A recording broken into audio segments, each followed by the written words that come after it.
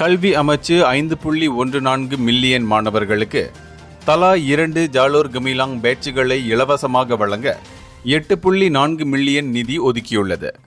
இந்த பேட்சுகள் பள்ளிகள், மெட்ரிகுலேஷன் கல்லூரிகள், பல்கலைக்கழகம், ஆசிரியர் பயிற்சி நிறுவனங்களில் உள்ள மாணவர்களுக்கு விநியோகிக்கப்படும். மாணவர்களிடையே தேசபக்தியையும் நாட்டின் மீதான பெருமையையும் வளர்ப்பதே இந்த முயற்சியின் நோக்கமாகும். 2025 பிப்ரவரியில் மாநில மாவட்ட கல்வி அலுவலகங்கள் வழியாக விநியோகிக்கப்பட்ட இந்த பேட்சுகள் கொள்முதல் முறைகள் மூலம் வாங்கப்பட்டன.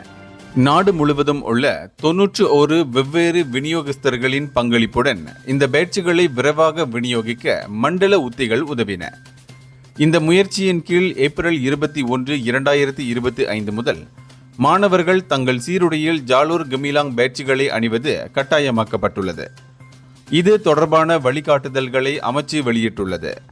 எனினும் பேட்ச் அணியாத மாணவர்களுக்கு எந்தவிதமான தண்டனையும் வழங்கப்படாது என்றும் அறிவிக்கப்பட்டுள்ளது. இந்தியர்களின் இதய குரல் மக்களோசை.